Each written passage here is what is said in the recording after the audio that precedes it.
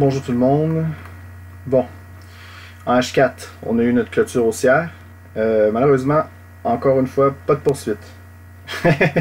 Un repli et en plus on fait une close direct dans la zone, toujours ici de pivot. Donc est-ce qu'on va avoir une poursuite haussière ou non? J'en sais rien. Évidemment, toute clôture en breakdown va apporter évidemment un flux. Et toute clôture évidemment à l'inverse haussière. Moi c'est toujours les closes que je regarde, donc il risque d'apporter quand même un certain mouvement haussier. Concernant l'horaire, moi j'avais partagé la planification hier, vous vous rappelez, par rapport à la sortie haussière. Donc moi j'avais tracé mes Fibos, j'avais dit que si on venait ici, sur les 50 Fibos ici, vous voyez la zone rouge, j'allais la préserver. Donc ça a été avec un succès. Évidemment, j'ai pas pu rester ici, c'est difficile de rester, commencer à faire des swings. Hein. On est plus dans l'intraday, dans le day trading. Donc quand on essaie d'être toujours allégé le plus possible, le plus qu'on peut, puis évidemment on garde des sols, mais quand on voit qu'on approche les plus hauts, il faut alléger évidemment. Concernant cette planification là, c'est correct. Par contre, aujourd'hui, on s'est rapproché, vous voyez, des 74% du mouvement. Donc on a retracé vraiment à la hausse 74% de la baisse. C'est ça que ça veut dire. On n'a pas été chercher l'overlap encore. Donc je garde toujours ici. Peut-être qu'on va aller chercher demain. Je ne sais pas. Donc je le prends toujours en note. Je prends la close. En M15, quand on est sorti à la hausse par rapport ici à notre haut de range, parce qu'on avait un bas de range, on avait un haut de range, grâce à une news, quand on est sorti à la hausse. Donc ça a été un automatisme pour moi, mais il fallait que je préserve à court terme évidemment ici pour voir si le marché allait continuer. Et évidemment, ça n'a pas été un succès, on n'a pas eu de poursuite, hein, mais on a quand même atteint le niveau et la trade a fonctionné.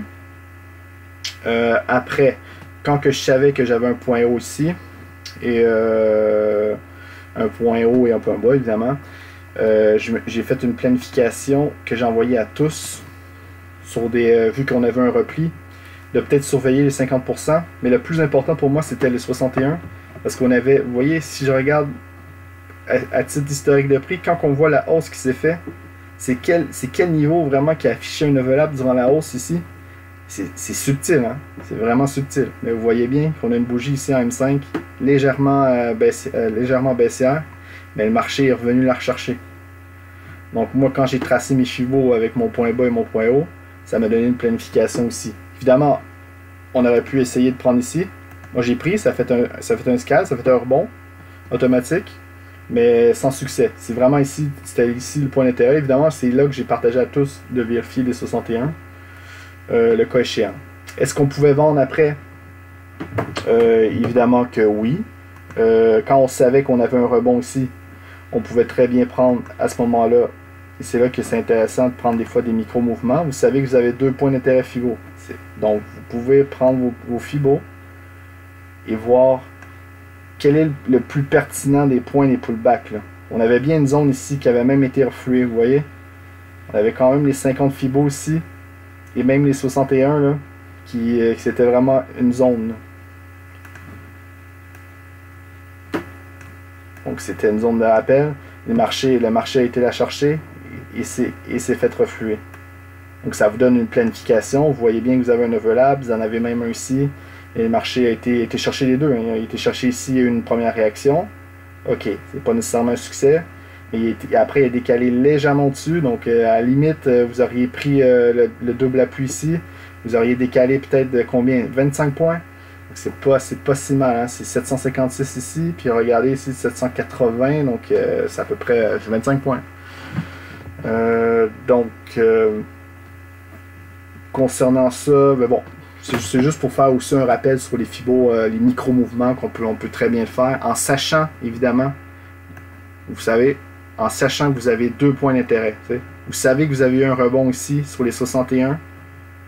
Donc vous savez que vous avez peut-être un prix d'intérêt. Vous dites ok, donc là vous changez de stratégie. Vous dites mais comment je pourrais faire pour planifier peut-être une zone de vente qui m'apparaît intéressante. Je vais effacer celle-là. Là. Vous voyez bien qu'il y avait déjà les 50% qui avaient fait quand même une réaction intéressante, déjà au préalable. Et il y avait les 61. C'est tout. Bon.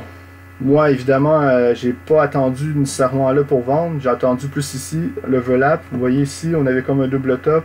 Quand on a eu une cassure baissière, quand on a été ici, j'ai commencé à enclencher les ventes. Donc, voilà. Et le plus important pour moi, c'est que j'ai pris un achat. Donc, tant que le marché a une certaine pression, une tendance vraiment haussière, je vais continuer à le faire. Hein. Donc, qu'est-ce qui va se passer ici? Est-ce qu'on va réintégrer ici? Est-ce qu'on va casser cette zone ici? Est-ce qu'on va casser ici la zone ici à la baisse? Donc, ça serait vraiment pour moi peut-être un vrai signal en clôture horaire. Donc, si on aurait un signal comme ça serait peut-être encore 200 points plus bas. Peut-être que là, on va avoir beaucoup plus de facilité à transiger, puis à commencer peut-être à transiger une tendance baissière, qui reste temporaire, évidemment.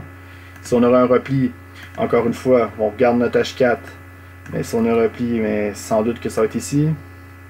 Donc, c'est chiant, mais c'est ça. Mais c'est pour ça qu'il faut regarder l'H4, voir c'est quoi le potentiel, c'est quoi les bornes. Peut-être qu'on aurait encore un repli ici qui pourrait se faire, ça te donnerait peut-être 400-500 points. Et ensuite voir qu'est-ce qui se passera. Faut peut-être pas oublier ici qu'on a un overlap ici en H4, vous voyez, c'est une subtilité. Peut-être que le marché va aller chercher ici. Vous voyez, je fais un scénario, hein, je ne sais vraiment pas si c'est ça qui va arriver. Mais s'il arrive ici, je surveillerai pour un achat. Parce que c'est un overlap ici. Vous voyez le marché, comment il est comme préservé. Donc peut-être qu'on pourra aller chercher ça ici. Chercher un excès. Et après repartir plus sereinement. Donc, ben bon, sur ce, je vous souhaite une bonne fin de soirée.